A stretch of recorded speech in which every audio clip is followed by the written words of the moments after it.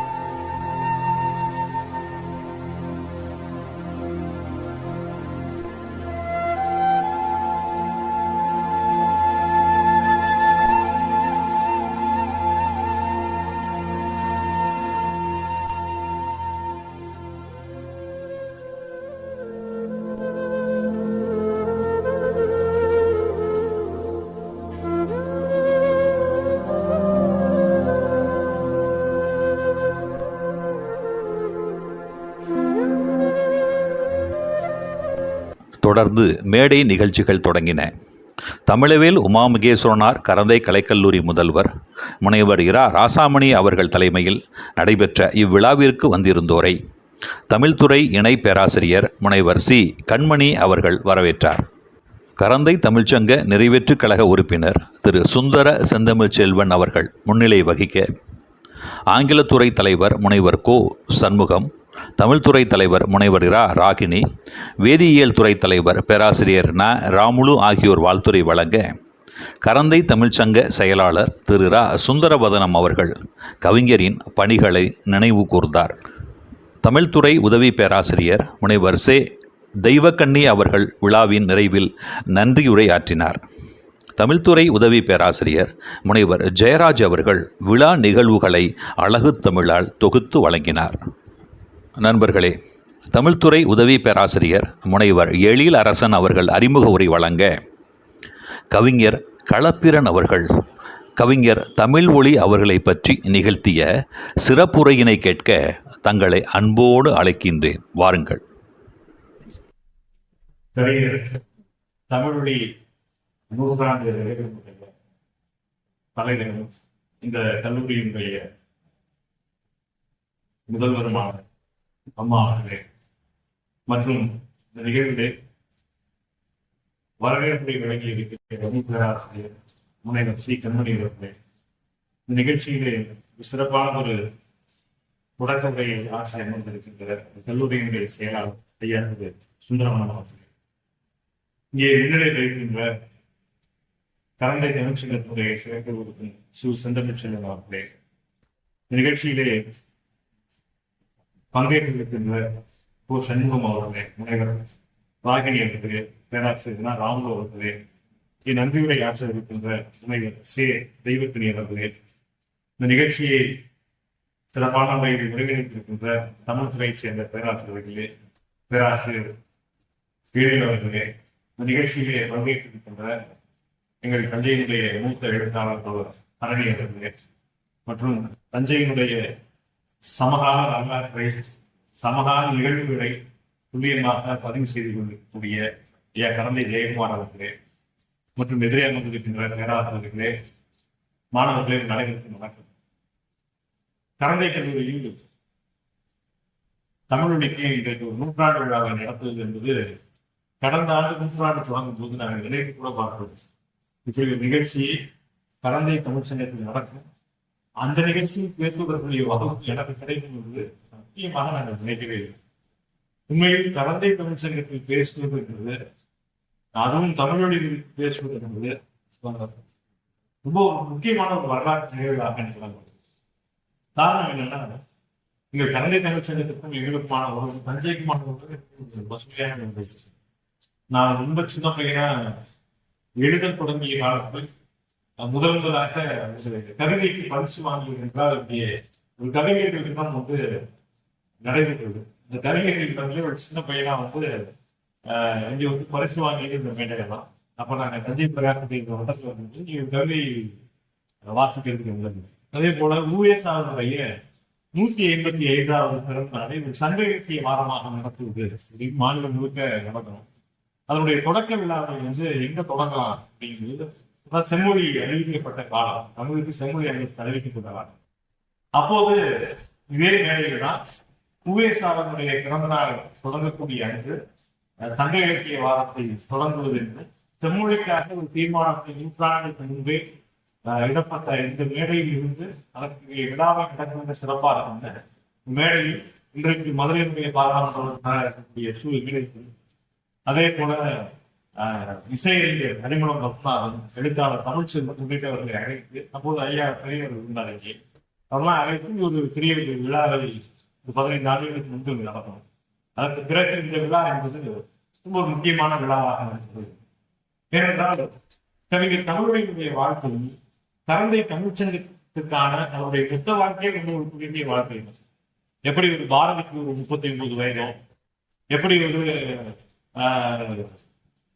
பட்டுக்கோட்டையாருக்கு 29 வயதோ, அதே போல நீங்கள் தமிழுடைய வாழ்க்கை 41 வயதில் தான் 41 வயதில் இறந்தார். இந்த 41 ஆண்டுகளுக்குள் அவர் கரந்தை தமிழ்ச்சங்கத்தில் பயின்ற காலம் என்பது அவர் வாழ்க்கையில் மிக முக்கியமான திருப்பு முனைகள் ஏற்பட்ட காலம். நீங்கள் என்ன தமிழொலியும் நீங்க பேசிட்டு இருக்கீங்கள, தமிழொலியை போன்று இங்க இருந்த எல்லா எழுத்தாளர்களும் அவர்கள் வாழ்ந்த காலத்தில் அப்படிலாம் கொண்டாடலாம் போல. இன்றைக்கு தமிழொலி இறந்து போய் கிட்டத்தட்ட 59 வருஷம் ஆயிடுச்சு. 1967 அவர் இறந்து போயிட்டார். ஆனால் திடீர்னு தமிழொலி தமிழ்நாடு பேசுகின்ற ஒரு அலை உருவாகிருக்கு. முந்தைய தமிழ்நாடு முதலமைச்சர்கள் கடந்த ஆண்டு நூற்றாண்டு தொடங்கும்போது தமிழொலிக்கு ஒரு சிலை தஞ்சை தமிழ் பல்கலைக்கழகத்தில் வைப்பதென்றும், அதே போல தமிழொலிக்கு ஒரு நிதி ஒதுக்கி ஒவ்வொரு ஆண்டும் மாணவர்களுக்குரிய போட்டியை நடத்துவது என்றும் தமிழ்நாடு அரசு அறிவிச்சது. அறிவித்த பிறகு எல்லா இடங்களிலும் தமிழொலி குறித்தான ஒரு உரையாடல் நடக்குது. தமிழொலியினுடைய பிறந்த நாள் நினைவினால அரசு விழாவாக நடத்துவது என்கின்ற ஒரு அறிவிப்பு போகுது. ஆனால் இதெல்லாம் வந்த பிறகுதான் தமிழொலி பேசப்படுகிறாரா என்றால் அதுக்கப்புறம் தான் ஓரளவு பரவலாக பேசப்படுது. ஆனால் இது தமிழுக்கு மட்டும் நேர்ந்த கொடுமை இல்லை. வரலாற்றில் முக்கியமான எழுத்தாளர்கள் இன்றைக்கு பாரதி என்றால் நம்ம எல்லாருக்கும் பேசும். பாரதி மறைந்த பொழுது பாரதியினுடைய இன்றைக்கு மகாகவி அப்படின்னா பாரதியாருடைய பாடல்கள் ரொம்ப மலிவு நிலையில வந்து பாரதியாருடைய படைப்புகள் எல்லாம் கிடையாது. ஆனால் பாரதி வாழ்ந்த காலத்தில் பாரதியை வந்து இப்படி தமிழ் சமூகம் கொண்டாடி இருக்கா அப்படின்னு பாத்தீங்கன்னா கொண்டாடுவார். இன்னும் சொல்ல போனால் பாரதி இறந்த போது வைரமுத்து அவர்கள் தன்னுடைய கவிதையில் சொன்ன மாதிரி அவருடைய உடல் மீது முடித்த ஈக்கள் எண்ணிக்கை அளவு இருந்த அந்த சப ஊர்வலத்தில் கலந்து இருந்த ஆட்கள் எண்ணிக்கை இல்லைன்னு சொல்லுவார். அது எதுவும் இறந்து போனப்ப மட்டும் இல்லை, இறந்து போய் கிட்டத்தட்ட பாரதிக்கு நடந்த முதல் நினைவு கூட்டம் என்பது அவர் மறைந்தது 1921. ஆனால் அவருக்கான முதல் நினைவு கூட்டம் என்பது 8 ஆண்டுகள் இருந்து நடந்தது. இன்னும் சொல்ல போனால் மகாகவி பாரதியாரை அவர் வாழ்ந்த பொழுது ஏற்றுக்கொள்ளாத நபர்கள், இன்னும் சொல்ல நீங்கள் வந்து மகாகவி பாரதியார் காந்தியை சந்திப்பதை போல ஒரு வாய்ப்பு கிடைக்கிறது. பாரதி திரைப்படத்தில் கூட ஒரு காட்சி, அவர் காந்தியை வந்து சந்திக்கும் போது ஒருத்தர் அறிமுகப்படுத்துவார். சினிமாவில் எப்படி காட்டியிருப்பாங்கன்னா, காந்தியை வந்து சந்திக்கும் போது ஒருத்தர் வந்து பேசிட்டு போவாரு, இவர் யாரும் காந்தி கேட்பாரு. இப்போ பக்கத்துல இருக்கிற ஒருத்தர் சொல்லுவாரு, அவர் யாருன்னா ராஜகோபாலாச்சாரி, ராஜாஜி அவர்கிட்ட சொல்லுவார், இவர் தேசிய கல்வி அப்படின்னு படத்துல ஞானதாயர் சொல்றாரு. உண்மையிலேயே அந்த அந்த சீன்ல என்ன நடந்துச்சு அப்படின்னு வரலாற்று ஆய்வாளர்கள் சொல்றாங்கன்னா, பாரதி வந்து காந்தியடிகளை சென்னையை சந்தித்து போன பிறகு நீ கூட்டத்துக்கு வருவீங்களான்னு கேட்பாங்க. இன்னைக்கு எனக்கு நேரம் இல்லை, நாளைக்கு வரதான் காந்தி சொல்லுவாரு. உங்களுக்காக நேரத்தை மட்டும் இன்னைக்கு நான் கூட்டம் படிக்கிறோம், உங்க இயக்கம் வாழணும், பாரதி வளர்த்துட்டு போயிடுவார். அப்ப ராஜாஜி உண்மையிலேயே அப்போது காந்தியன் சொல்லி கொடுத்த அந்த சொல் இருக்குது. இதுல ஒரு நாட்டுப்புற கவிஞர், ஒரு நாட்டுப்புற கவிஞர் இப்ப சொற்றொடரைத்தான் நான் பயன்படுத்துறேன். ராஜாஜி ரொம்ப காலத்துக்கு பாரதியை ஏற்றுக்கொள்ளாரு. ஆனால் அதே பாரதிக்கு 1947 ஒரு மணிமண்டலம் இன்றைக்கு இருக்கக்கூடிய எட்டயபுரத்தில் கட்டப்படுகிறது. அந்த எட்டயபுர திறப்பு விழாவில் யார் பாரதி அன்றைக்கு பெரிய அளவு அங்கீகரிக்காத நபர்களாக இருந்தார்களோ அவர்களிடம் முன்னின்று பாரதியுடைய மணிமண்டலத்தை திறந்து விட்டார். இதெல்லாம் ஒரு வரலாற்று வினோதம். நீங்கள் அப்படியே தமிழ்மொழியினுடைய காலத்தை தமிழுடைய அறியாதவர்கள், தமிழ்மொழியினுடைய படைப்புகளை வாசிக்காதவர்கள் இன்றைக்கு வாசிக்க தமிழுடைய நாம் மறந்திருக்கிறோம் என்கிற ஒரு நிலைக்கு வந்திருக்காங்க. இது தமிழுடைய எவ்வளவு முக்கியமானவர் என்றால், நீங்கள் தமிழ்நாட்டிலே ஒரு கவிஞர்களுடைய வரிசை குறித்தால் ஒரு மகாகவி என்றால் ஒரு பாரதி நமக்கு தோன்றுகிறதோ, ஒரு புரட்சி கவி என்றால் ஒரு பாவேந்தர் நமக்கு தோன்றுகிறதோ, அதே போல அந்த வரிசையை வைத்து போற்றப்பட வேண்டிய ரொம்ப முக்கியமான நமக்கு தமிழ். தமிழுடைய ஏற்கனவே சொன்னதை போல கரந்தை தமிழ்ச்சங்கத்துக்கு வந்ததே ஒரு சுவாரஸ்யமான கதை. நீங்கள் கரந்தை தமிழ்ச்சங்கத்துக்கு தமிழுடைய எந்த கதை அப்படின்னு பாத்தீங்கன்னா, அவர் பிறந்தது இன்றைக்கு இருக்கக்கூடிய கடலூர் மாவட்டத்தில் இருக்கக்கூடிய அடூர் என்கின்ற ஒரு சிறிய ஊர். இந்த சின்ன ஊரில் தான் 1924 செப்டம்பர் 21 பிறக்கிறார். இந்த இது வந்து ஆகஸ்ட் 21, ஒரு மாதம் கிடைத்தால் செப்டம்பர் 21 அவருடைய 100 நிறைவு பெறுகிறது. நீங்கள் ஒரு எளிய குடும்பத்தில் அவர் சொன்னதை என்னுடைய செயலாளர் சொன்னதை போல ஒரு தாழ்த்தப்பட்ட சமூகத்தில் பிறக்கக்கூடிய ஒரு எளிய இளைஞர் தான். அந்த இளைஞர் இன்றைக்கே நீங்கள் ஒரு தாழ்த்தப்பட்ட சமூகத்தை சேர்ந்தது கல்வி கற்கிறது சாதாரண விஷயம் இல்லை. ஆனால் அன்றைக்கு படிக்கக்கூடிய வாய்ப்புகள் அவர்களுக்கு பக்கத்துல புதுச்சேரி இருந்ததுனால இயல்பாக புதுச்சேரி ஒரு பிரெஞ்சு காலனியா இருந்துச்சு. பிரெஞ்சு காலனியா இருந்தது மட்டுமல்லாமல் நிறைய நீங்கள் கிறிஸ்தவ மிஷினரி பள்ளிகளும் வருது. அதனால அங்கே படிக்க வாய்ப்பு கிடைக்கிறது.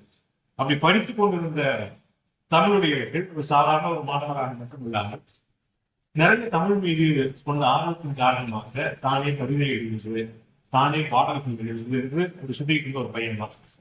ஒரு சம்பவம் வரலாற்றில் நடக்கக்கூடிய ரொம்ப முக்கியமான குறிப்பு முறைகள் தான் எப்படி நடக்கும்னா, அது நம்ம நினைச்சே பார்க்க மாட்டோம். முதல்ல நான் எப்படி இலக்கிய அமைப்புக்குள்ள வந்தேன் அப்படின்னு யோசிச்சு பார்த்தா, சம்பந்தமே இல்லாம போய் பெரியவர்கள் உட்கார்ந்து இருக்கும்போது அரணை போன்ற தோழர்கள்லாம் அங்க இருக்கும்போது திடீர்னு போய் தான் அந்த இலக்கிய அமைப்புக்கு நான் வந்து போறேன். அப்படி வந்து வரலாற்று ஒரு சுவாரஸ்யமாக நடக்கக்கூடிய சம்பவத்துல பாரதிதாசன் அவருடைய பையன், அவர் பேர் வந்து கோபதி, பின்னாளில் அவர் மன்னன் என்று அவர் சமீபத்தில் இறந்து போனார். கோபதி சின்ன இளைஞராக இருக்கு. கோபதிக்கும் தமிழ் மொழிக்கு எவ்வளவு வயசு வித்தியாசம்? 4 வயசு வித்தியாசம். இவர் 24 பிறகுறாரு, கோபதி 28 பிறகுறாரு, 1928 பிறகுறாரு. அப்போது கோபதிக்கு ஒரு 12-13 வயது பையனாக இருக்கின்ற போது கோபதி அந்த வயசு சைக்கிள் கத்துக்கிறார். சைக்கிள் ஓட்டுறதுக்கு வீட்டுக்கு தெரியாம போறாரு. போகும்போது சைக்கிள் ஓட்டிட்டு இருந்த கோபதி திடீர்னு பசங்களோட தன்னுடைய நண்பன் ஆனந்தன், அன்றைக்கு ரஃபீக் என்கின்ற தன்னுடைய சக தோழத்தோடு சேர்ந்து சைக்கிள் கட்டிட்டு இருந்தது. கீழே விழுந்து அடிபடுது. கீழே விழுந்து அடிபட்டோன்னா வீட்டுக்கு தெரியாம அந்த தகவலை மறைக்கணும். மருந்து போடணும். எங்கேயாவது மருந்து போகணும் போது பக்கத்துல யாராவது வைத்தியத்துக்கு மருந்து வாங்கினாங்கன்னா இந்த ஆனந்தனுக்கு நம்பர் தான் அவருக்கு தெரிஞ்ச வைத்தியத்தை போய் மருந்து வாங்கிக்கணும். இந்த மருந்து வாங்கிட்டு வரும்போது வாங்கிட்டு வந்த மருந்தோட சேர்த்து ஒரு நபர் வர்றாரு. இந்த நபர் யாருன்னா வைத்தியருக்கு பயிராக இருக்கக்கூடிய விஜயரஞ்சன் என்று சொல்லப்பட்டிருக்கும் தமிழ். அவர் யாரு கணக்கிட்டு இருக்கு அப்படின்னு கேட்கும்போது பாரதிதாசன் பையன் சைக்கிள் இருந்து கீழே விழுந்தான் அப்படின்னா அவருக்கு தமிழ் ஒரு ஆர்வம் இல்லை. இப்படி பாரதிதாசன் பையனை பார்த்தது அப்படின்னா முதல்ல அவருக்கும் மன்னருக்குமான அறிமுகமே எனக்கு ஒரு சைக்கிள் ஒரு ஆக்சிடென்ட் கிடையாது. இந்த ஆக்சிடென்ட்ல கிடைத்த அந்த அனுபவத்திலிருந்து அவையே அவங்களுடைய உரையாடல் என்ன பண்ணி இருந்ததுன்னா இவருக்கு பாவேந்தர் மீது இருக்கக்கூடிய காதலை இவர் சொல்லிட்டே இருக்கும்போது வீட்டுக்கு கூட்டு போறாரு. வீட்டுக்கு கூட்டு போனோம் பாவேந்தரை இவர் சந்திக்கிறார். பாவேந்தர் கிட்டத்தட்ட தன்னுடைய வாழ்நாளில் பாவேந்தருக்கு ஒரு பையன் தான், மன்னன் மட்டும்தான். ஆனால் கிட்டத்தட்ட அவருக்கு ஒரு வளர்ப்பு மகனை போலவே சில ஆண்டுகள் இருந்தவர் சொன்னார். எந்த அளவுக்கு அவர் இருந்தாருன்னா பாவேந்தருடைய பாண்டியன் பரிசு நமக்கு தெரியும். இந்த பாண்டியன் பரிசு நூலை படியெடுத்து கொடுத்தவர் அவர் வீட்டிலே தான் இருந்தார். இன்னும் சொல்ல போனா பாவேந்தர் அவருக்கு ஒரு ஹோம்ஒர்க் கொடுத்தார். என்ன ஹோம்ஒர்க்னா டெய்லியும் ஒரு தமிழ்லயே எடுத்துக்கிட்டு நான் தினமும் ஒரு கவிதை எழுதி கொண்டு வந்து இந்த கவிதையை நீங்கள் எனக்கு பிழை திருப்பி கொடுக்கிறார்கள். கரந்தை தமிழ்ச்சங்கத்தில் சேருவதற்கு முன்பு அவர் தமிழ் படிப்பையும் பாவேந்தர் வீட்டில் தான் படிக்கிறார். நீங்கள் அப்படி படிச்சுட்டே இருக்கக்கூடிய அந்த இளைஞர்களுக்கு அந்த காலம் என்பது முக்கியமான காலம். 1941, 1942 போன்ற காலங்கள் இந்தியாவில் விடுதலைக்கான போராட்டம் தீவிரமாக நடைபெற்றுக் கொண்டிருந்தார். நீங்கள் எப்படி இங்கே பிரிட்டிஷ் இந்தியாவுக்கு எதிராக போராட்டம் நடைபெற்றதோ அதே போல பாண்டிச்சேரியில் பிரெஞ்சு இந்தியாவுக்கு எதிராக போராட்டம் நடைபெற்றது. இன்னும் சொல்ல போனால் 47 நமக்கு சுதந்திரம் கிடைத்தது. ஆனால் பாண்டிச்சேரி எப்ப சுதந்திரம் கிடைத்ததுமோ 54 தான் தோன்றுச்சு. கிட்டத்தட்ட நமக்கு கிடைச்சி 7 வருஷங்களுக்கு தான் கிடைக்கும். புதுச்சேரி பிரெஞ்சு அரசாங்கத்துக்கு எதிராகவும் சுதந்திர போராட்டங்கள் நடந்து. அன்றைக்கு சிற்றிதழ்கள் ரொம்ப பிரபலமான ஒரு ஊடகமாக இருந்துச்சு. இங்க சிற்றிதழ்கள் எந்த அளவுக்கு பிரபலம்னா நீங்கள் அவர்கள் புதுச்சேரியில் வச்சுக்கிறார்கள். முரசொலி பத்திரிகை தலைவர் கருணாநிதி அவர்கள் தஞ்சை மாவட்டத்திற்கு வெளியிட்டார். இந்த பத்திரிகையை வாங்கிட்டு அங்க விற்பாங்க. இந்த வரலாற்று படிக்கும்போது சுவாரஸ்யமான இடமா இருக்கு. அப்ப அவ்வளவு பத்திரிகைகளை வாங்கி விற்றுக் கொண்டிருக்கிறார்கள். இவருக்கு ஒரு பத்திரிகை நடத்துறாங்க. இந்த பத்திரிகையினுடைய பெயர் முரசு என்கின்ற ஒரு பெயர். இந்த பத்திரிகையை நடத்தும் போது கோபதிக்கு மன்னனுக்கு என்ன வயசு? 14 வயசு. தமிழ்மொழிக்கு 18 வயசு. 2 பேரும் சேர்த்து பதவி பெற்றாங்க. தொடர்ச்சியா அந்த பத்திரிகையை எழுதுறாங்க. எழுதும்போது ஒரு நாள் பாரதிதாசன் அவர்களுடைய வீட்டுக்கு போலீஸ் கதவு தட்டினா போனா போலீஸ் நிற்கிது. அதுல கோபதி விஜயரஞ்சன் என்கின்ற பெயரில் தான் 2 பேரும் படைப்பில் எழுதுறாங்க. எழுதும்போது இந்த பத்திரிகையை எதுக்காக போலீஸ் வந்திருக்குன்னு பாரதிதாசன் கேட்குது. இந்த அட்ரஸ்ல இருந்து அந்த பத்திரிகை அரசாங்கத்துக்கு எதிரான கருத்துக்கள் யார் இதை வெளியிடலாம் அப்படின்னு கேட்டுருக்காங்க. பேரை பார்க்கிறாரு. கோபதி அதுல விஜயரஞ்சன் கோபதி யாருன்னா என் பையன் தான் ஒன்றும் மறக்கல, என் பையன் தான் சொல்லி தன்னுடைய மகனை காவல்துறையில் அனுப்பி வைக்கிறது. அதெல்லாம் நீங்க எவ்வளவு முக்கியமான இடம் பாருங்க. பாரதிதாசன் நினைத்திருந்தா இன்னைக்கு ரொம்ப முக்கியமான அதிகாரம் கிடைக்கிறது. அரசு இயந்திரத்தை பயன்படுத்தி பையன் அனுப்பி விட்டு கோர்ட்ல போய் நிப்பாட்டுறாரு. நீதிபதி பார்த்து கேட்கிறப்ப என்ன வயசு? 14 வயசு. இந்த பையனுடைய பேர்ல தான் பத்திரிகை வெளிவரும். விஜயரஞ்சனுக்கு என்ன வயசு? 18 வயது. 18 வயதுன்னு சொல்லும் போது சரியா காதல் இல்லாம அதுவும் 14 புரிஞ்சுக்கிட்டு 2 பேரும் ஒரு வயசு நினைச்சு விடுவிச்சிடறாங்க கோர்ட்ல. விடுவிச்சதுக்கு அப்புறம் குழந்தைகளை தண்டிக்க கூடாது இருந்த சட்டப்படி. அப்ப விடுவிச்சதுக்கு அப்புறம் வீட்டுக்கு வந்ததுக்கு அப்புறம் பாரதிதாசன் சொல்றாரு, இப்போ பத்திரிகை எடுத்து தப்பு இல்லை, ஆனா அவன் சொந்த பேர்ல எடுத்து சொந்த பேர்ல பத்திரிகை உனக்கு ஒரு புனை பேர் வச்சுக்கணும். அப்ப என்ன பேர் அப்படின்றது தன்னுடைய மகனுக்கு மன்னர் என்ற பெயர் சூட்டுவது பாரதிதாசன். எதற்காக சூட்டுகிறாருன்னா அரசாங்கத்திலிருந்து தப்பித்துக் கொண்டு அரசாங்கத்துக்கு எதிராக கடிதம் கொடுத்து கொடுக்க கட்டுரைகள் எழுதுவதற்காக தன்னுடைய மகனுக்கு மன்னர் என்று பெயர் சொல்கிறார். எவ்வளவு சுவாரஸ்யமான இடம் இது. நீங்கள் மன்னர் தன்னுடைய குறிப்புல சொல்றாரு. எனக்கு பேரை மாத்தியாச்சு, விஜயரஞ்சனுக்கு என்ன பேர் வைக்கிறது அப்படிங்கும்போது விஜயரஞ்சனுக்கு நான் தான் தமிழொலி என்ற பெயரை வைத்திருக்கிறேன். விஜயரஞ்சனுக்கு தமிழொலி என்கின்ற பெயரை தான் வைத்ததாக மன்னன் தன்னுடைய வரலாற்று குறிப்பில் எழுதுகிறார். சமீபத்தில் 2020 தான் கொரோனா டைத்துல ஒரு இறந்து போனார். நீங்கள் அவ்வளவு இருந்த ஒரு தமிழொலி 1942க்கு பிறகு அங்கே புதுச்சேரியில் அரசாங்கத்திற்கு எதிராக செயல்படுகின்றோம் என்று தொடர்ச்சியாக அச்சுறுத்தல் இருக்கும்போது அங்க இருக்க முடியாத சூழல். அப்போ பாவேந்தர் அழைச்சு சொல்றாரு, நீ நல்ல கவிதை எழுது, இயல்பாக நல்ல புலம் எழுதுகிறது, நீ ஏன் முறையா தமிழ் படிக்க கூடாது? அப்ப தமிழ் படிக்க கூடாது அப்படின்னு ஒரு கேட்ட கேள்வியில் இருந்து வந்ததுதான் காரணம். நீங்க அங்க இருந்த நெருக்கடி, புதுச்சேரி அரசுக்கு எதிராக செயல்பட்டிருந்த நெருக்கடி, அதிலிருந்து விடுவிக்க வேண்டும். ஆனால் தமிழும் கற்க வேண்டும். அப்ப பாவேந்தரை போல ஒரு இடத்தில் தமிழ் கற்க வேண்டும். அன்றைக்கு தமிழ் படிக்கின்ற மாணவர்களுக்கு இருந்த இடம் கரந்தை தமிழ்ச்சங்கம். இந்த கரந்தை தமிழ்ச்சங்கம் என்பது எவ்வளவு முக்கியமான இடம் அப்படின்னு நம்ம யோசிச்சு பார்க்கணும். ஒரு 42ல கரந்தை தமிழ்ச்சங்கத்துக்கு வருகின்ற போது அவர் கரந்தை ஏற்கனவே நம்முடைய செயலாளர் சொன்னதை போல ஒரு வரலாற்று குறிப்பு, நீங்கள் தமிழினுடைய வரலாற்று குறிப்பை இன்றைக்கும் ஒரு தொடர்ச்சியாக பேசினமா கூட தொடர்ச்சியாக எழுதப்பட்ட உறுதிப்படுத்தப்பட்ட வரலாறு எழுத முடியும். பலரும் தங்கள் வாழ்க்கையில் தமிழுடைய எங்கெல்லாம் சந்தித்திருக்கிறீங்க தனித்தனியா சொல்லியிருக்காங்க. எப்படி ஒரு பாரதியாருடைய வரலாற்றை பின்னால் இருக்கக்கூடிய நிறைய ஆய்வாளர்கள் இன்றைக்கு வரை எழுதியிருக்காங்க. சாரனுடைய வரலாற்றை, சலபதி போன்றவர்கள் எழுதியிருக்கிறார், பாவுசனுடைய வரலாற்று. அப்படி பலரும் பல விஷயங்களை எழுதி கொண்டிருப்பதை போல தமிழுடைய வரலாறு எழுதப்படாது. நம்முடைய சேவல் சொன்னதை போல 2 வகையான கருத்து இருக்கிறது. இங்கே கல்வி விடுவிச்சு போறத ஒன்று, தஞ்சை மாவட்டத்தில் இயல்பாக இன்றைக்கே நீங்கள் சாதிய ரீதியான மேலாளருக்கும் தங்களுக்கு கொஞ்சம் அப்படியே சொல்றாங்க. ஒரு 40களில் இருக்கு. 40களில் அவர் இங்க தமிழ் படிக்க வருகின்றது, ஒரு ஒடுக்கப்பட்ட சமூகத்தில் இருந்து ஒரு மாணவர் வருகின்றது. இங்கே ஒரு ஒடுக்குதல் இருந்ததாக அவருடைய வரலாற்றை சேர்ந்து தெரிஞ்சுகிறது. தன்னுடைய வரலாற்று குறிப்பாக சொல்றாரு. வந்த போது அவரை சாதி ஒழுங்கு இருந்ததாகவும் அதற்கு பின்பு இங்கே தொடர முடியாமல் மீண்டும் பாவேந்தர் உட்கார்ந்து பாவேந்தர் உனக்கு என்ன பிரச்சனை?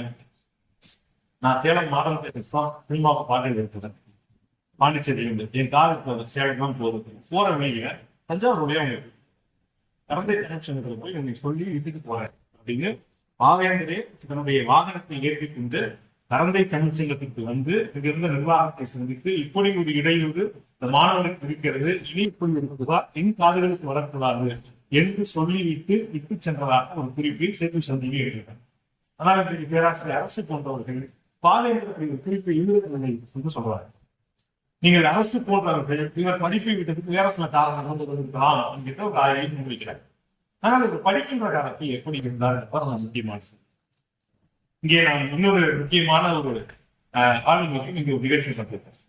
பாவலர் பாலசுந்தரம். பாவலர் பாலசுந்தரம் அவர்களுக்கு இது நீட்டாள். பாவலர் பாலசுந்தரம் அவர்கள் இவரோடு இருந்த கல்லூரி தோழர்.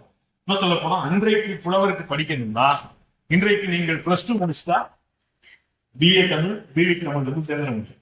ஆனால் அன்றைக்கு நீங்கள் புலவருக்கு படிக்க வேண்டும் என்றால் ஒரு தகுதியான தேர்வை நீங்கள் முடிக்க வேண்டும். தகுதியான தேர்வு என்பது அதற்குரிய காலம் என்பது ஓராண்டு காலம். இந்த ஓராண்டு காலத்தை அவர்களே கலந்து தமிழ்ச்சங்கத்திலே படிக்கிறார். அந்த ஓராண்டு காலத்தில் தான் அவருக்கும் பாவலர் பாலசுந்தரத்துக்குமான உரையாடல் நடக்குது. இந்த ஓராண்டு காலம் ஏன் இடத்துல வலியுறுத்தி சொல்ல வேண்டியிருக்குன்னா, நீங்கள் நீட் போன்ற எக்ஸாம் மெடிக்கல் மட்டும்தான் வந்துச்சுன்னு நினைக்கிறேன். அடுத்து இன்று இதே போன்ற தகுதியான தேர்வுகளை எல்லா கலை அறிவியல் மாணவர்களுக்கும் நீட்டிப்பது என்று தேசிய கல்விக் கொள்கை தன்னுடைய அந்த வரைவு சொல்லியிருக்கு. இந்த தேசிய கல்விக் கொள்கை இங்கே அமல்படுத்தப்பட்டால் +2 முடிச்சுட்டு நீங்க எல்லாம் காலேஜுக்கு வந்துட முடியாது. அதுக்கு ஒரு என்ட்ரன்ஸ் முடிச்சுட்டு தான் காலேஜுக்கு வரக்கூடிய சூழல் இருக்கு. அதனால 42ல் அப்படியான ஒரு சூழல் புலவர் படிக்கிறதே ஒரு ஓராண்டு காலம் இங்க படிக்கின்ற போது அவருக்கும் பாவலர் பாலசுந்தரம் அவர்களுக்குமான நெருக்கம் இருக்குல்ல. எந்த அளவுக்கு நெருக்கம்னா, நீங்கள் பாவலர் பாலசுந்தரம் அவர்களுடைய பணியாற்றி மதிவானவர்களுடைய தந்தையார் இப்போது பாரத யூனிவர்சிட்டியில பணியாற்றி விட்டு ஓய்வு இருக்கிறது. நீங்கள் பாவலர் பாலசுந்தரம் அவர்களுக்கு இவருக்குமான நெருக்கம் எந்த அளவுக்குன்னா, பாவலர் பாலசுந்தரம் அவர்களுக்கு ஒரு கடிதம் ஒன்றை 1949 தமிழொலி சென்னையில் இருந்து எழுதியிருக்கின்றார். ஒரு நீண்ட கடிதம். இந்த நீண்ட கடிதத்தின் ஊடாக அவருக்கும் இவருக்குமான நெருக்கத்தை அவர் சொல்றாரு. அதே போல் காவலர் பாலச்சந்திரன் அவர்கள் தமிழுடைய தனக்கு இருந்த நெருக்கத்தை தன்னுடைய வரலாற்றில் எழுதுகிறார். அவர் எழுதும்போது ரொம்ப குறிப்பா சொல்றாரு, நாங்க படிக்கும்போது எங்களுக்கு ஆச்சரியமா இருக்கு. அப்பதான் தமிழுக்கு சேர்ந்திருக்கக்கூடிய முதலாம் ஆண்டு சேர்ந்திருக்கக்கூடிய ஒரு மாணவன் இவ்வளவு அழகா ஒரு கவிதைகளை படிக்கிறானே, இவ்வளவு தெளிவாக அந்த கவிதைகளை படிக்கிறானே, எப்படியான ஆளா இருப்பான், நான் ரொம்ப ஆச்சரியமாக இருக்கேன். அவன் சொல்லுவான், இது நான் கரந்தை தமிழ்ச்சங்கத்துக்கு வருவதற்கு முன்பு பாலையர் கொடுத்த பாடத்தின் மூலமாக வந்தது. அவன் எந்த அளவிற்கு ரொம்ப முக்கியமான அளவு பாலையர் பாலசுவரம் அவர்கள் சொல்றாருன்னா, அவர் படிக்கின்ற காலத்தில் இங்கே ஒரு நாடகம் இங்க நிகழ்த்தப்படுது. அன்றைக்கு இன்னைக்கு சினிமா நடக்கிற மாதிரி, சர்க்கஸ் நடக்கிற மாதிரி, அன்றைக்கு நாடகம் ஒவ்வொரு ஊர்லயும் போறது ரொம்ப பிரபலமான ஒன்று. சக்தி நாடக சபா என்கின்ற ஒரு நாடக சபா இருந்துச்சு. சக்தி கிருஷ்ணசாமி என்கின்ற ஒரு மிகப்பெரிய நாடக ஆளுநர். நீங்கள் சிவாஜி கணேசன் போன்றவர்கள் எல்லாம் அவருடைய நாடக கம்பெனியிலிருந்து வந்தவர்கள். சக்தி நாடக சபா தஞ்சையில் ஒரு நாடக விழாவை, ஒரு நாடக அரங்கேற்றத்தை நடத்துறாங்க. அந்த நாடகத்தை கரந்தை தமிழ்ச்சங்கத்தில் படிக்கின்ற போதுதான் தமிழுக்கு பார்க்க போகும்போது நாடகத்தை பார்த்த தமிழுக்கு அந்த நாடகத்தின் மீது ஒரு தீராத காதல் உருவாக்குது. அதுவரை கவிதை எழுதி கொண்டிருந்த தமிழுக்கு நாம் ஏன் ஒரு நாடகம் எழுதக்கூடாது அப்படின்னு. நீங்கள் தமிழுக்கு வயது 18 வயது. 18 வயது இருக்கக்கூடிய ஒரு இளைஞன் ஒரு நாடகத்தை பார்த்தவன் நாடகத்தை எழுதுது. நம்ம எவ்வளவு பேர் சினிமா பார்க்கலாம், என்னைக்காவது நமக்கு ஒரு கதை எழுதுன்னு தோன்றாரு. நீ ஒப்பிட்டு பார்க்கறதுக்காக சொல்றேன். எவ்வளவு விஷயங்களை நீங்க பார்க்கணும், ரீல்ஸ் பார்க்கணும், என்னென்னவோ பார்க்கணும், சின்னதா அவங்க எழுதணும் அப்படின்னு தோணுது. தமிழுக்கு தோன்றுது. ஒரு நாடகத்தை எழுது. அந்த நாடகத்தினுடைய பெயர் சிற்பியின் கனவு என்கின்ற ஒரு நாடகம். அந்த நாடகத்தை எழுதியது கரந்தை தமிழ்ச்சங்கத்தில் எழுதலாம். இப்படி படிக்கின்ற போது இங்கதான் தனியாக படிக்கலாம். அந்த நாடகத்தை எங்கிருந்து எழுதிட்டு அவர் நேராக போய் சக்தி கிருஷ்ணசாமியை கொடுக்கிறார்.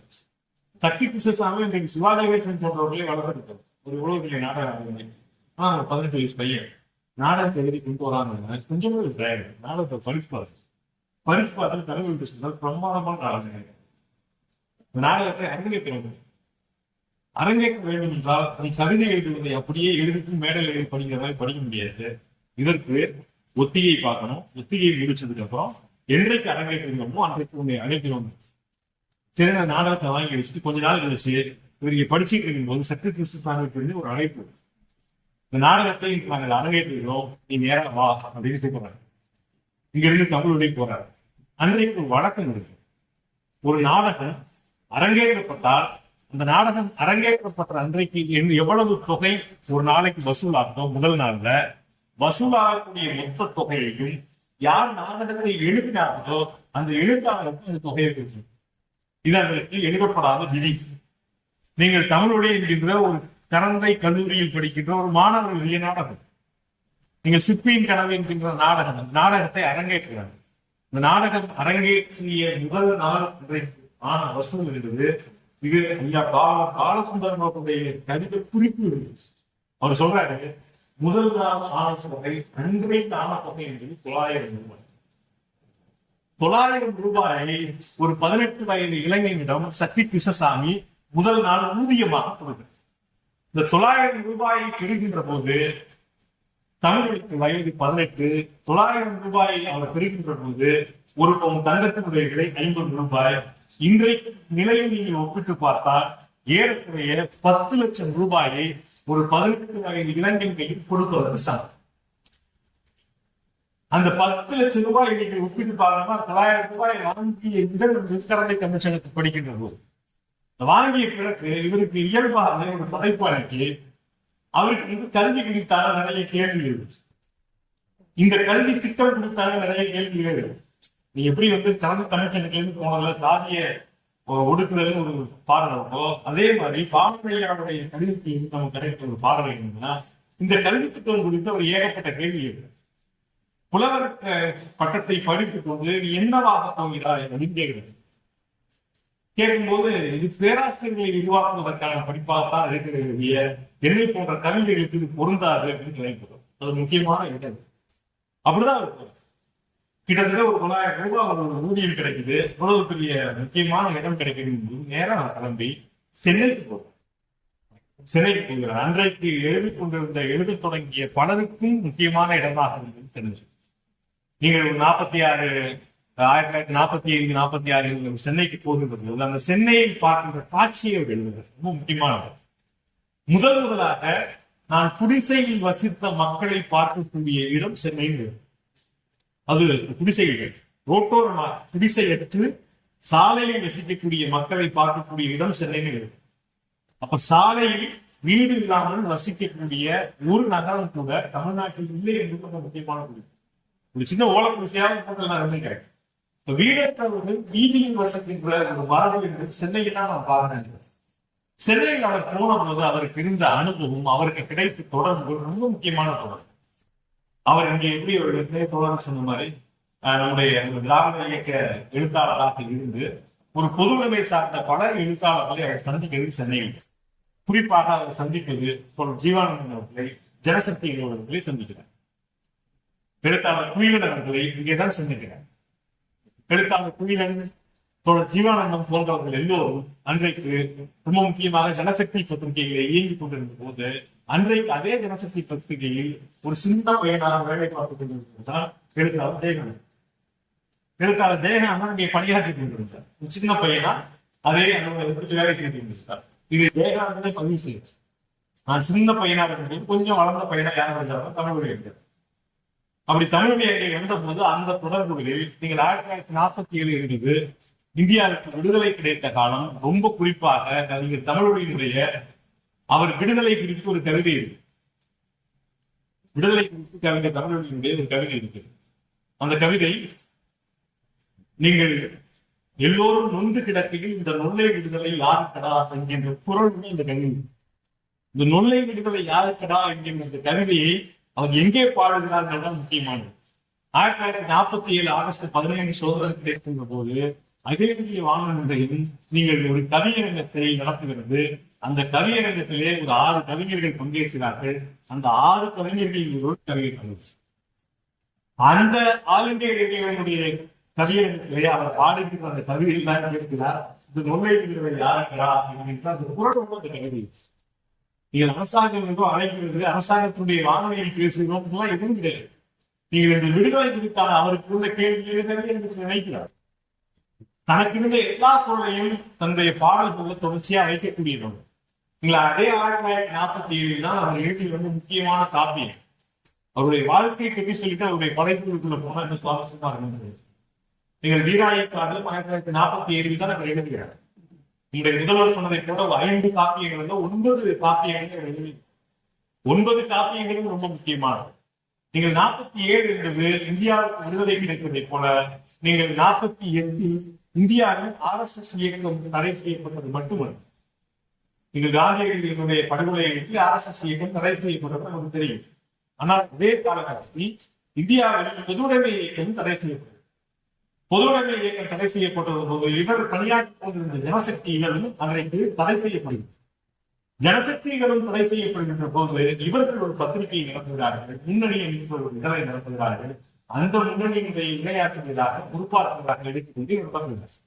ஜனயுகம் என்கின்ற ஒரு பத்திரிகை நடத்திருக்காங்க. தொடர்ச்சியாக அந்த நெருக்கடி காலத்தில் அவர்கள் நடத்திய பத்திரிகை, நீங்கள் ஒரு கவிஞராக இருக்கிறார், ஒரு நாடக எழுத்தாளராக இருக்கிறார், அதற்கு பிறகு ஒரு பத்திரிகையாளராக தன்னுடைய வாழ்க்கையை ஒரு 4-5 ஆண்டுகள் தொடர்ச்சியாக பணியாற்றுகிறார்.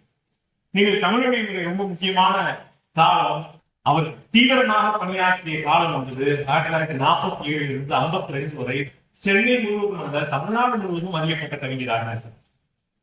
நீங்கள் தமிழில் ரொம்ப முக்கியமான எழுத்தாளராக இருக்கக்கூடிய தீகாசி அவர்கள் தன்னுடைய வரலாற்று குறிப்புகள் தமிழுக்கு தனக்குமான தொடர்பு எழுதியிருக்கிறார். தீகாசி அவர்கள் 1947-49 வரை சிறையில் இருந்தார்.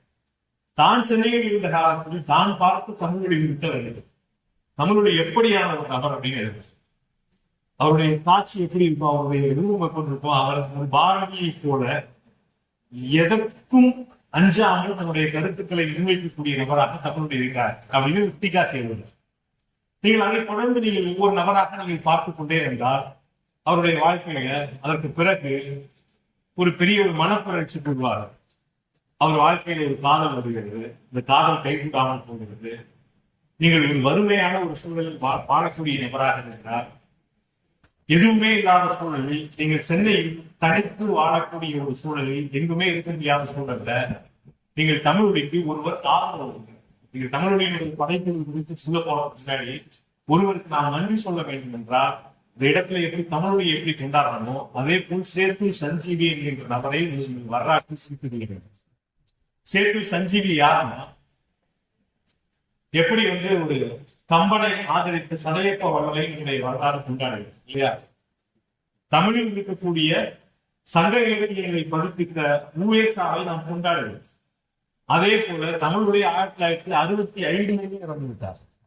ஆனால் தமிழுடைய எழுதிய 9 காப்பியங்களை, தமிழுடைய எழுதிய 3 சிந்தனை தொகுப்புகளை, தமிழுடைய எழுதிய 4 ஆய்வு நூல்களை, தமிழுடைய எழுதிய 3 குழந்தை படைப்புகளை, தமிழுடைய எழுதிய 3 நாடகங்களை, இவ்வளவு படைப்புகளையும் 1965 இன்று வரை பாதுகாத்து ஒரு மனிதன் தமிழுலகுக்கு கொடுத்திருக்கிறார் என்றால் அது சேத்து சஞ்சீவி இருக்கிறார்.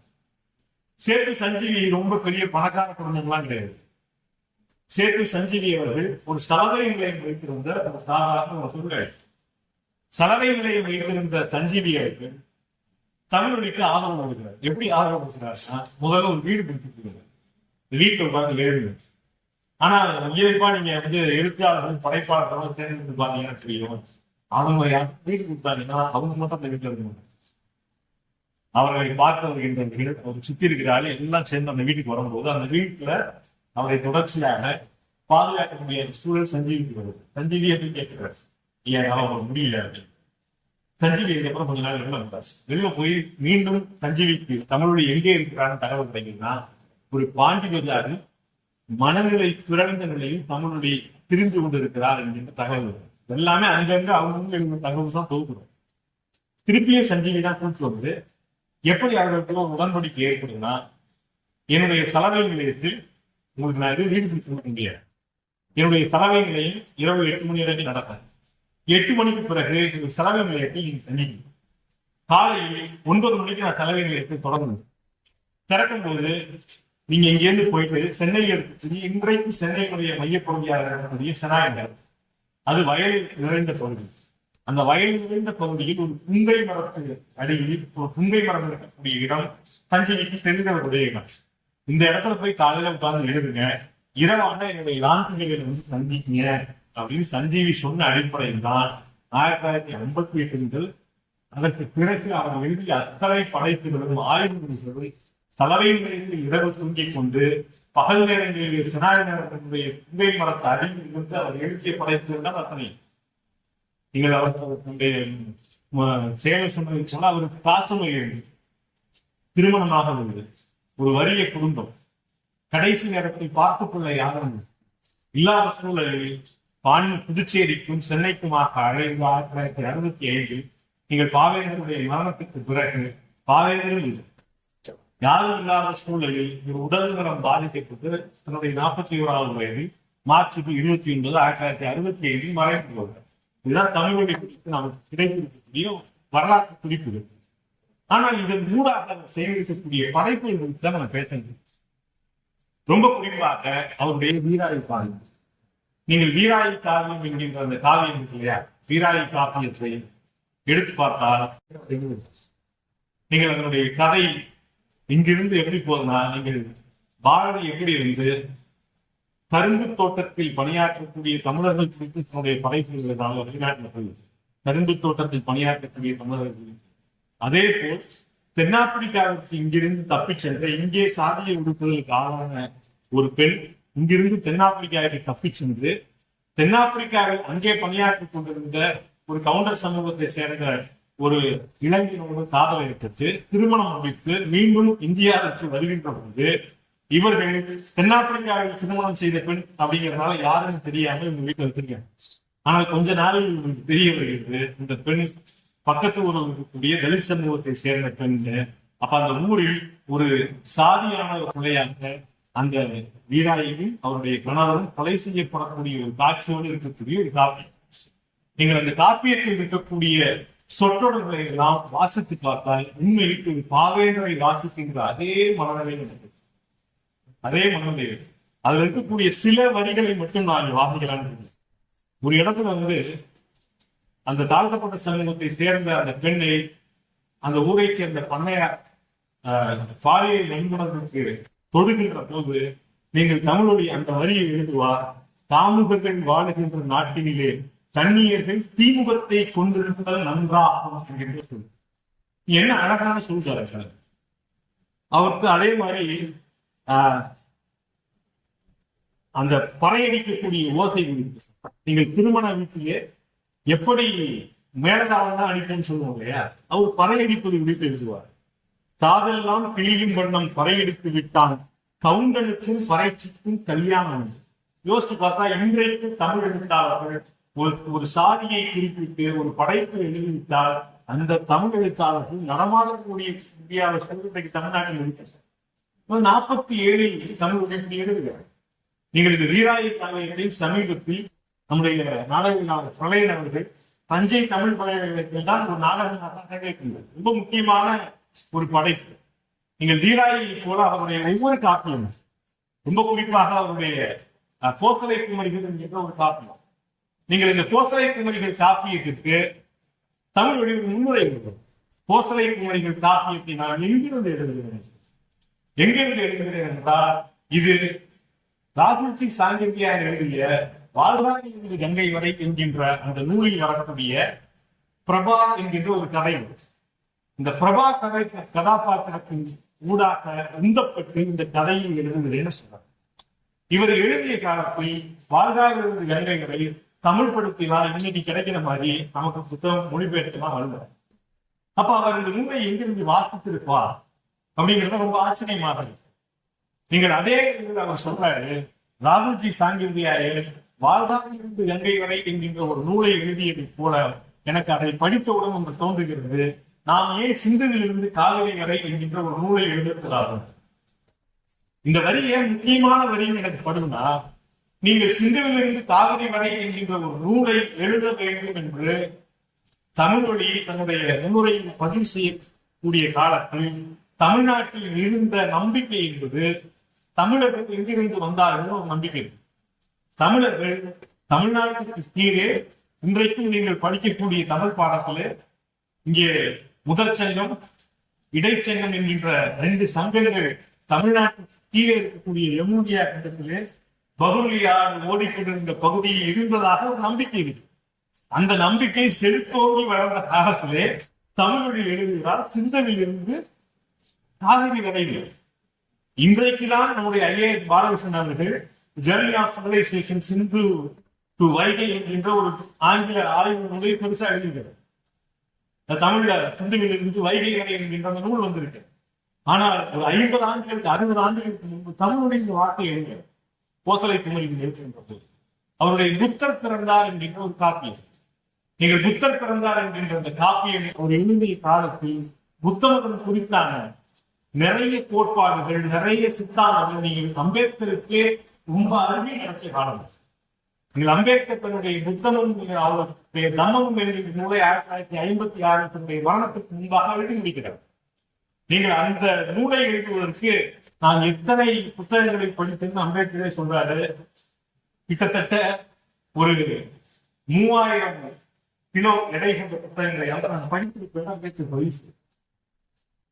அப்ப அவ்வளவு வாசிப்பு இருந்தால்தான் அவர் அந்த நூலை எழுதுகிறார். புத்தர் பிறந்தார் என்கிற ஒரு கோட்பாட்டை அந்த நூலை. அதே போல அவருடைய ரொம்ப முக்கியமான நூல் நீங்க விதியோ வீணையோ என்கின்ற ஒரு நூல், கண்ணப்பின் கிளிகள் என்கின்ற ஒரு காப்பியம், விதியோ வீணையோ என்கின்ற காப்பியம், மாதவி காப்பியம், இது எல்லாமே ஒவ்வொன்றையும் எடுத்து பாத்தீங்கன்னா எல்லாத்துக்கும் ஒரு சிலப்பதிகாரத்தினுடைய ஒரு கனெக்டிவிட்டி. நீங்கள் காணாசு என்கின்ற ஒரு எழுத்தாளர் தமிழ்ல இருக்கார். காணாசு அவ்வளவு சாமானியத்தில் எந்த எழுத்தாளரையும் கொண்டாடி விட மாட்டார். காணாசு தமிழோடு இருந்து எழுதுகிறார். அன்றைக்கு தமிழ்ல இருந்த எல்லா எழுத்தாளர்களுக்கும் ஒரு ஜட்ஜ்மெண்ட், ஒரு இடம் போட்டு பாக்குறாருன்னா அது காணாசு தான். காணாசு தமிழுடைய குறித்து எழுதுறாரு. அவருடைய கண்ணப்பின் கிளிகள் என்கின்ற காப்பியை குறித்து எழுதும் போது காணாசு சொல்றாரு, கண்ணப்பன் கிளிகள் இருக்கக்கூடிய அந்த கதை என்னன்னா, ஒரு கண்ணப்பன்கிறவன் 2 கிளியை வளர்க்கும். ஒரு ஆண் கிளி ஒரு பெண் கிளி. ஆண் கிளி என்பது குணம், பெண் கிளி என்பது குற்றம். இந்த ஆண் கிளியும் பெண் கிளியும் ஒன்னா இருக்கும் போது கண்ணப்பன் 2 ஒன்னா இருந்தா சண்டை போட்டு 2ஐயும் தனித்தனியா பிரிச்சு வைக்கணும். நீங்க பிரித்தவுடன் இந்த ஆண் கிளி இறந்து போயிடும். குணமாக இருக்கக்கூடிய கிளி இறந்து போயிடும். இறந்து போன கிளியை கண்ணப்பன் ஒரு இடத்துல புதைத்து வைப்பான். இந்த குற்றம் பிரிந்த பெண் பிணை இல்லையா, அது இந்த பிரிவின் காரணமாக வானத்தின் உயர உயர உயர பறந்து மேலே இருக்கக்கூடிய பிறை நிலா என்பது தன்னுடைய ஆண் கிளி குணம் என்று உருவகித்துக் கொண்டு அதை நோக்கி பறந்து எந்த இடத்தில் இந்த குணமாக இருக்கக்கூடிய ஆண் கிளி சிதைக்கப்பட்டதோ அதனுடைய இடத்துக்கு மேல போனோம்னா கரெக்டா அந்த கிளி அங்கிருந்து இறந்து போய் அந்த இடத்து மேல வரும். அதோட இந்த கதையை முடிச்சாங்க. இந்த கதையை சொல்லிட்டு தானாசு சொல்றாரு, இது அவனுக்கு சிலப்பதிகாரத்துக்கு மேல எவ்வளவு பெரிய ஞானம் இருக்கு பாருங்க. ஏன்னா ஒரு கோவலன் கண்ணையின் பிரிவை ஒருவன் பிரிதனுடைய பிரிவாக எழுத முடியுமா என்பதை எனக்கு ரொம்ப புதுசா இருந்துச்சு அப்படின்னு சொல்றாரு. கண்ணப்பன் பிரிவில ஒரு உரையில சிலப்பதிகாரம் வராரு. ஆனா காணாசு சொல்றாரு, ஒரு எழுத்தாளர், சமகாலத்தினுடைய எழுத்தாளர் பழமையான ஒரு சிலப்பதிகாரம் என்கின்ற ஒரு காப்பியத்தை எடுத்துக்கொண்டு நவீன இலக்கியத்தை படைக்கிறான் அப்படின்னு காணாசு சொல்றாரு. நீங்கள் அதே போல அவருடைய ஆய்வு நூல்கள் அது போல அவருடைய காப்பியங்களிடையே மேதின ரோஜாவை வருகை என்பது மேதினத்தை வரவேற்று ஒரு நீண்ட கவிதையை அநேகமாக உலகத்திலேயே எந்த கவிதையும் பாடினார். நீங்கள் மேதினத்துக்கு முதலாக குடியேற்றிய நபர் தென்னிந்தியாவிலேயே தெற்காசியாவிலேயே முதல் நபர் சிங்காரவர் சொல்லுவார். ஆனால் மேதினம் குறித்து நீங்கள் ரஷ்யாவில் கூட மேதினத்துக்கு இவ்வளவு நீண்ட கவிதையை யாரும் எழுதியிருக்க மாட்டார்கள். மேதினம் உருவான சிகாகோ நகரில் கூட யாரும் எழுதியிருக்க மாட்டார்கள். உலகத்தில் ஒரு கவிஞன் மேதினமே வருக மேதின ரோஜாவை எழுதுகின்ற ஒரு நீண்ட கவிதையை எழுதியிருக்கிறார் கவிஞர் தமிழ். நீங்கள் அதே போல அவருடைய ஆய்வு நூல்கள் ரொம்ப முக்கியமான, நீங்கள் அவருடைய ரொம்ப முக்கியமான ஆய்வு நூல் சிலப்பதிகாரம் காப்பியமா நாடகமா என்கின்ற ஆய்வு. இந்த ஆய்வு நூல் தமிழை ஒரு புலவர் பட்டத்தை நீங்கள் இன்னும் சொல்ல போனால் ஒரு தகுதியான தேர்வுக்காக ஓராண்டு மட்டுமே படித்த ஒரு மாணவன் சிலப்பதிகாரத்தில் எந்த அளவுக்கு நாலேஜா இருந்தார் என்ற அந்த ஆய்வு நூல். அதற்கு முன்னுரையை யார் எழுதியிருக்கிறார் என்றால் தஞ்சை தமிழ் பல்கலைக்கழகத்துக்கு துணைவேந்தராக இருந்த ஐயா சுந்தரமூர்த்தி அவர்கள் அதற்கு முன்னுரை எழுதினார். நீங்கள் அந்த ஆய்வு நூலில் சிலப்பதிகாரம் நாடகமா காப்பியமா ஒரு பெரிய ஆய்வு இருக்கு. அந்த ஆய்வு சொல்றாரு, சிலப்பதிகாரம் என்கின்ற ஒரு நூலை நீங்கள் நிறைய மாணவர்கள் உங்களுக்கு சொல்லிக் கொடுக்கும்போது அதை எப்படி சொல்லிக் கொடுத்திருப்பாங்க. சிலப்பதிகாரம் என்கின்ற நூல் என்னன்னு நீங்கள் பேசுங்க. உரையிலிட்ட பார்ப்பதை செய்யும், அதுக்கப்புறம் முத்தமிழ் காப்பியம், அப்புறம் இரட்டை காப்பியம், முத்தமிழ் காப்பியம், குடிமக்கள் காப்பியம்,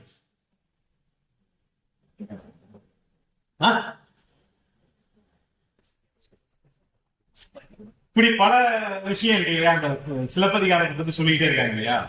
இப்படி இதெல்லாம் சிலப்பதிகாரம் குறித்து மரபார்ந்து சொல்லக்கூடிய விஷயங்களை எல்லாம் எடுத்து தமிழ் இதை மறுத்து அவர் கடைசியாக சிலப்பதிகாரம் என்பது என்ன அப்படின்னு அவர் நிறுவனது அது இசை நாடகம் என்று நிறுவுகிறார். அது ஒரு காப்பியமும் இல்ல நாடகமும் இல்ல, ஒரு இசை நாடகம் என்கின்ற ஒரு ஆய்வை நியமிக்கிறார். இதுக்குள்ள அவர் நடக்கிற ஆய்வுல ஐயா நாமூர் வெங்கடசாமி நடத்துறது இங்க இருக்கக்கூடிய தமிழ்ல இருந்த எல்லா எழுத்தாளர்களையும் அவர் உள்ள கொண்டு வருவார். அன்றைக்கு சிலப்பதிகாரம் எடுத்து ஆய்வு செய்த அத்தனை பேர் அவர் சொல்லுவார், காப்பியத்துக்கான மரபு எப்படி இருக்கிறது. ஒரு கம்பன் ஒரு காப்பியம் படைத்தது, ஒரு கம்பராமாயணத்தை படைத்தது. ஒரு கதாபாத்திரம் வருகின்ற போது அந்த கதாபாத்திரத்திற்கு என்ன சொற்களை பயன்படுத்துவது என்பது காப்பியத்தில் சில மரபுகள் இருக்கின்றன. கம்பன் அதை எவ்வளவு அழகா பயன்படுத்தினா கம்பராமாயணத்தில் வரக்கூடிய கதாபாத்திரங்கள் நீங்கள் சூர்பனகை என்கின்ற ஒரு கதாபாத்திரம் வரும், கடாகை என்கின்ற ஒரு கதாபாத்திரம் வரும். நீங்கள் சூர்பனை என்கின்ற கதாபாத்திரம் ஒரு மோட்டி, அவளை வர்ணிக்கின்ற போது என்ன சொற்களை கொண்டு பயன்படுத்துவது என்று வருகின்ற போது கம்பன் மெல்லின சொற்களை கொண்டு பயன்படுத்துவார். நீங்கள் அந்த கதாபாத்திரத்தை பயன்படுத்தும் போது அவன் வல்லின சொற்களை கொண்டு பயன்படுத்துவான். யாருக்கு எந்த சொற்களை ஒரு கதாபாத்திரத்தை வர்ணிக்கின்ற போதே தமிழில் எதை பயன்படுத்துவது என்பது காப்பியத்தில் இருக்கக்கூடிய மரபு. சிலப்பதிகாரம் அதையெல்லாம் ஃபாலோ பண்ணி. சரி, இரட்டை காப்பியம் சொல்றோமே, எதை சொல்லுவோம்? சிலப்பதிகாரத்தையும் மணிமேகலையும் சொல்லுவோம். எப்படிங்க இரட்டை காப்பியமா ரெண்டு இருக்க முடியும்னு கேட்கிறார். ஏன்னா சிலப்பதிகாரத்தில் நீங்கள் செய்யுள் மட்டும் இருக்காது, இசை இருக்கும், அரங்கம் இருக்கும், கூத்து மரபு எல்லாம் இருக்கும். ஆனால் மணிமேகலையில் என்ன இருக்கிறதுன்னு கேட்பாங்க. அது முழுக்க முழுக்க தத்துவத்தை பேசக்கூடியது. அப்ப அதனுடைய தொடர்ச்சியாக இதை எப்படி நீங்க இரட்டை காப்பியம்னு சொல்லுவீங்க அப்படின்னு கேட்கிறார். நீங்கள் நானும் வெங்கடசாமி நாட்டாளர்கள் தான் முத்தமிழ் காப்பியம் என்கின்ற ஒரு கோட்பாட்டை முன்வைக்கிறார். அவர் அதை இந்த பேரை சொல்லியே குறிப்பிட்டே சொல்றாரு. முத்தமிழ் காப்பியம்னு சொல்லுகின்ற போது என்ன, இயல், இசை, நாடகம், கூத்து என்கின்ற ஒரு மரபு. ஆனால் முத்தமிழ் காப்பியம் மட்டும் இதை சொல்லிட முடியுமா அப்படின்னு பார்த்தா அவர் ஒவ்வொன்றையும் விவரிப்பார். ஒரு ஜீவராசி இருக்கிறது, ஒரு ஜீவராசி முட்டை போடும், அதே ஜீவராசி பறக்கும், அதே ஜீவராசி கூடு கட்டும். இதுக்கு என்ன பேர் வைப்பீங்க அப்படின்னு கேட்பாரு. முட்டை போடும்னா என்ன ஜீவராசிக்கு என்ன பேர் வைப்போம்? பறவைகள் மட்டும்தான் முட்டையிடுமா? பள்ளி கூட முட்டையிடும். முட்டையிடக்கூடிய ஜீவராசிகள்ல பாம்பு முட்டையிடும். இப்படி எல்லாம் ஒவ்வொன்றும் முட்டையிடும். கூடு கட்டுவது பறவை மட்டும்தான் கூடு கட்டுமா? அணில் கூடு கட்டும். பறப்பது என்றால் பறவை மட்டும்தான் பறக்குமா? பறவை மட்டும்தான் பறக்குமா? வௌவால் கூட பறக்குது, அது எதுவும் சேர்க்குது. இப்படி ஒவ்வொன்றையும் சொல்லிட்டு இப்படி ஒரு ஜீவராசிக்கு ஒரு பெயர் கொண்டு நீங்கள் எப்படி சுருக்க முடியாதோ அதே போல இதை முத்தமிழ் காப்பியம் என்று மட்டும் நீங்கள் சுருக்கிவிட முடியாது. ஏனென்றால் அதை தாண்டி இது நிகழ்த்தப்பட்டுக் கொண்டே இருக்கிறது, தொடர்ச்சியாக நிகழ்த்தப்பட்டுக் கொண்டிருக்கிறது. அப்ப இதை எப்படி சொல்லலாம் அப்படிங்கிறது, இது ஒரு இசை நாடக கூத்து மரபாக இதை முன்வைக்கலாம். இந்த ஐடியா அவருக்கு எங்கேருந்து வருதுன்னு பார்த்தா, அவர் பிறந்தது தென்னார்காடு மாவட்டம். தென்னார்காடு மாவட்டத்தில் இன்றைக்கும் அழியாமல் இருக்கக்கூடிய ஒரு மரபு கூத்து மரபு. கூத்து மரபுனா ஒரு நாள் நடக்குவதில்ல, 10 நாள் நடக்கக்கூடிய பாரத கூத்து மரபுகள் இருக்கு.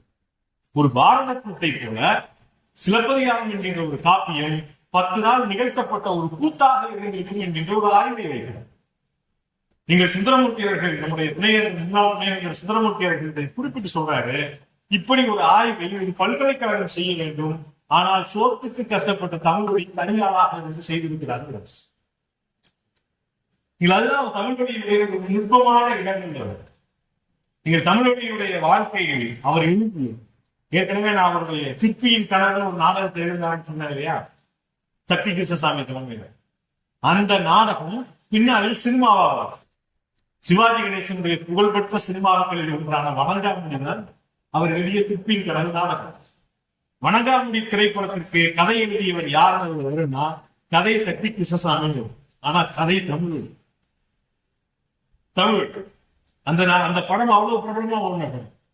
நீங்கள் சிற்பியின் கனவு மட்டும் அவர் எழுதவில்லை, அன்றைக்கு சமகாலத்தில் அவர் பார்த்த முக்கியமான நபர்கள் குறித்தான நாடகத்தை எழுதுகிறார். தோழர் ஸ்டாலின் என்கின்ற ஒரு நாடகத்தை எழுதுகிறார். நீங்கள் அன்றைக்கு புதுவை பித்தன் ஸ்டாலின் தெரியும் என்கின்ற ஒரு மிகப்பெரிய கட்டுரை எழுதுகிறார். என்றால் நீங்கள் 2ஆம் உலகப் போரை தொடர்ச்சியாக ஜோசப் ஸ்டாலின் அவர்கள் ஹிட்லருக்கு நிகராக வர்ணிக்கப்பட்டுக் கொண்டிருந்த காலத்தில் ஸ்டாலினுக்கு தெரியும் என்று புதுமை பித்தன் எழுதுகிறார். அதே போல நீங்கள் தோழர் ஸ்டாலின் என்கின்ற ஒரு நாடகத்தை தமிழொலி எழுதுகிறார். மிகச்சிறந்த சிறுகதை எழுத்தாளராக தமிழொலி எழுதியிருக்கிறார். அவருடைய 2 தொகுப்பு, ஒன்று சாக்கடை சமுதாயம் என்கின்ற ஒரு தொகுப்பு, உயிரோவியங்கள் என்கின்ற ஒரு தொகுப்பு. நீங்கள் எதுக்காக ஜெயகாந்தன் பின்னாடி பதிவு செய்கிறார், நான் ஒரு சிறந்த எழுத்தாளராக இருக்கிறேன் என்றால், சிறுகதை எழுத்தாளராக இருக்கிறேன் என்றால் என்னை முந்தியது நீங்கள் தமிழொலி எழுதிய சாக்கடை சமுதாயம் என்கின்ற அந்த தொகுப்பு தான் என்னை ஒரு சிறுகதை எழுத்தாளராக முந்தி எழுத வைத்திருக்கிறார். ரொம்ப குறிப்பாக குழந்தைகளுக்கு என்று அவர் எழுதியும், அவர் குழந்தைகளுக்கு எழுதிய பாப்பா பாட்டி என்கின்ற ஒரு தொகுப்பு, பாரதி ஒரு பாப்பா பாட்டை எழுதியதை போல தமிழொலி ஒரு பாப்பா பாட்டை எழுதியிருக்கிறார். பாடு பாப்பா பாடு என்கின்ற ஒரு நூலை எழுதியிருக்கிறார். கடந்த ஆண்டு அந்த குழந்தை இலக்கியங்கள் மொத்தத்தையும் தொகுத்து திருச்சியில் இருக்கக்கூடிய எழுத்தாளர் சங்கத்தினுடைய கூட்டத்திலே நாங்கள் வெளியிட்டோம். குழந்தைகளுக்கான ஒரு 100 கதைகளை எழுதியிருக்கிறார். இன்றைக்கு புக்ஃபார் போன்ற நிறைய பதிப்புகள் நீங்கள் குழந்தைகளுக்கு இன்றைய புத்தகங்களை போடுறாங்க. ஆனால் 70 ஆண்டுகளுக்கு முன்பு குழந்தைகளுக்கான புத்தகங்களை தொடர்ச்சியாக எழுதிய ஒரு நபராக தமிழொலி எழுந்திருக்கின்றார். நீங்கள் தமிழொலியுடைய ரொம்ப முக்கியமான ஆய்வுகள் எப்படி சிலப்பதிகாரம் காப்பியமா நாடகமா என்பதை போல நீங்கள் திருக்குறளும் கடவுளும் என்கின்ற ஒரு ஆய்வுகளை எழுதியிருக்கிறார். நீங்கள் திருக்குறளில் வரக்கூடிய கடவுள் வாழ்க்கை குறித்து அவருக்கு நிறைய கேள்வி இருக்கு. இன்னும் சொல்ல போனால் திருக்குறளுக்கு உரை எழுதிய பல உரையாளர்கள் குறித்து நாம் ரொம்பவும் மதிக்கக்கூடிய பல உரையாளர்களை அவர் விமர்சிக்கிறார். சேரன் செங்குட்டுவன் என்கின்ற ஒரு நாடகத்தை அவர் எழுதியிருக்கிறார். சேரன் செங்குட்டுவன் போன்ற நாடகங்கள் அந்த காலத்தில் அவர் எழுதுறதுக்கு ரொம்ப முக்கியமான காரணம் என்னன்னா, நீங்கள் சேரன் செங்குட்டுவன் என்கின்ற அந்த கதாபாத்திரமே சிலப்பதிகாரத்தில் தீர்வாக பிரிக்கப்பட்ட ஒன்று ஒரு கருத்து. ஏனென்றால் வரலாற்று எடுத்து பார்த்தால் செங்குட்டுவன் என்கின்ற ஒரு மன்னன் சேர மன்னர்கள் யாருமே கிடையாது. புட்டுவன் என்கின்ற ஒரு மன்னன் இருக்கிறார். அப்ப இவை எல்லாம் எப்படி திணிக்கப்பட்டது? நீங்கள் சிலப்பதிகாரம் ஒரு நூலை வைத்துக் கொண்டு ஒரு மாதவி காப்பியத்தை எழுதுகிறார், ஒரு விதியோ வினையை எழுதுகிறார், ஒரு சிலப்பதிகார காப்பியமா நாடகமா எழுதுகிறார், ஒரு கண்ணப்பன் கிளிகளை எழுதுகிறார். இவ்வளவையும் ஒரு ஆளாக எழுத முடியும். நீங்கள் சிலப்பதிகாரத்தை ஆய்வு செய்கிறீர்கள், அவ்வளவு சாதாரணமான விஷயமும் கிடையாது. ஏனென்றால் சிலப்பதிகாரத்தை ஒரு ஆள் படிச்சு புரிஞ்சுக்கணும்னா அவருக்கு வெறுமன இயல் தமிழ் அறிவு மட்டும் போதாது, அவருக்கு இசைத்தமிழ் அறிவும் வேண்டும், கூட்டு தமிழ் அறிவும் வேண்டும். நீங்கள் விதியோ வினையோ என்று அவர் எழுதிய அந்த காப்பியத்தையும் மாதவி காப்பியத்தையும் அவர் காணல் வரி பாடல்கள் குறித்தும் தமிழில் இருக்கக்கூடிய இசை மரபுகளுடைய நுட்பங்கள் குறித்தும் எழுதுகிறார். இவ்வளவையும் எழுதக்கூடிய நபராக தமிழுடைய இருந்திருக்கிறார். நீங்கள் தமிழுடைய மொத்த வாழ்க்கை என்பது ஏதோ கொஞ்ச நேரத்துல ஒரு மணி நேரத்துல பேசிட்டு போகக்கூடிய ஒரு விஷயம் அல்ல. பேச பேச வந்துகிட்டே இருக்கு. தமிழொலி குறித்து கரந்தை தமிழ் சங்கம் ஒரு 100 ஆண்டு அறிமுக விழாவை நடத்துவதாக இருக்கிறது. ஆனால் தமிழ்துறையில் இருக்கக்கூடிய மாணவர்கள் தாங்களாக படிக்க வேண்டும். அதற்குதான் தமிழ்நாடு அரசு ஒரு பெரிய நிதியை ஒதுக்கி ஆண்டுக்கு ஆண்டு தமிழொலி பேச்சு போட்டிகளும் கட்டுரை போட்டிகளையும் நடத்தி பரிசு கொடுப்பதும் முயற்சிகள். ஏன் தமிழ்மொழி வாசிக்கப்பட வேண்டும் என்றால் தமிழ்மொழி என்கின்ற ஒரு ஆய்வாளர் குறித்து தனியாக பேசப்பட வேண்டும். தமிழ்மொழி என்கின்ற ஒரு காப்பிய மரபு எழுத்தாளர் குறித்து தனியாக பேசப்பட வேண்டும்.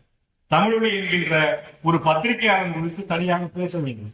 தமிழ்மொழி என்கின்ற ஒரு குழந்தை எழுத்தாளர் குறித்து தனியாக பேச வேண்டும். தமிழ்மொழி என்கின்ற ஒரு ஆய்வாளர் குறித்து தனியாக பேச வேண்டும். தமிழ்மொழி என்கின்ற ஒரு சிறுகதை எழுத்தாளர் குறித்து தனியாக பேசும். இத்தனை துறை அவர் பணியாற்றியது 41 ஆண்டுகள். இத்தனையும் செய்கின்ற போது அடுத்த வேலை சோற்றுக்கோ தங்குவதற்கு ஒரு இடமோ இல்லாமல் தான் நாம் வாழ்ந்தோம். இன்னும் சொல்ல போனால் நீங்கள் தமிழுடைய எந்த அளவிற்கு உயர்வாக சிந்திக்கக்கூடிய என்றால், நான் தமிழ்நாடு முற்போக்கு எழுத்தாளர் சங்கத்திலே மாநில பொறுப்பிலே இருக்கிறது. இந்த அமைப்பு 1975 தொடங்கப்பட்டது நம்ம சொல்றோம். ஆனால் தமிழுடைய ஐயா பாலசுப்ரமணியம் அவர்களுக்கு கடிதம் எழுதியிருக்கிறது. அந்த கடிதத்தினுடைய லெட்டர் என்னவா இருக்குன்னா, தமிழ்நாடு முற்போக்கு எழுத்தாளர் சங்கம் தமிழ் மாநில குழு எழுதியது 1949 டிசம்பர் 12ஆம் தேதி இந்த கடிதத்தை அவர் வெளியிட்டார். அந்த கடிதத்தில் அவர் குறிப்பிடுகிறார், 1948 நவம்பர் 13ஆம் தேதி தமிழ்நாட்டில் நாங்கள் ஒரு அமைப்பை தொடங்கி இருக்கிறோம். இந்த அமைப்பினுடைய நோக்கம் என்னவென்றால், அன்றைக்கு இருந்த நீங்கள் உலகம் முழுவதும் பரவி இருந்த பாசிசத்துக்கு எதிராக, உலகம் முழுவதும் பரவி இருந்த போர் வெறிக்கு எதிராக, உலகம் முழுவதும் அன்றைக்கு நிலைத்திருந்த பெண்ணடிமைக்கு எதிராக, உலகம் முழுவதும் அன்றைக்கு பரவி இருந்த ஏகாதிபத்திய ஒடுக்குமுறைக்கு எதிராக எழுத்தாளர்கள் ஒன்று கூடிய ஒரு அமைப்பை தொடங்கி இருக்கின்றோம். அந்த அமைப்பில் நீ இணைந்து கொண்டு பாலப்படுத்த கடிதம். அதுதான் அந்த கடிதத்தினுடைய மொத்த சாரமே.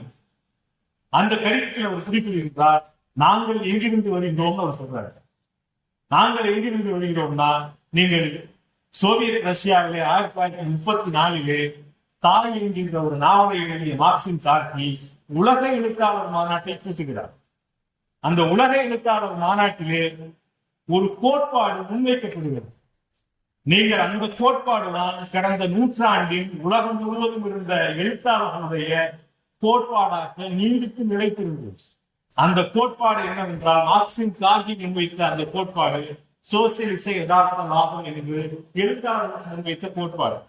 அந்த கோட்பாட்டு தீயை எடுத்துக்கொண்டு இந்தியாவுக்கு வந்த அன்றைக்கு இருந்த மூத்த எழுத்தாளர்களான முல்க்ராஜ் ஆனந்த் போன்றவர்கள் அகில இந்திய முற்போக்கு எழுத்தாளர் சங்கம் என்கின்ற அமைப்பை தொடங்குகிறார்கள். அந்த அமைப்பினுடைய தொடர்தான் நான் அப்படின்னு சொல்றேன். நீங்கள் மார்க்சிம் கார்கியினுடைய தொடர்ச்சி தான்ங்கிறது அவருடைய படைப்பிலே.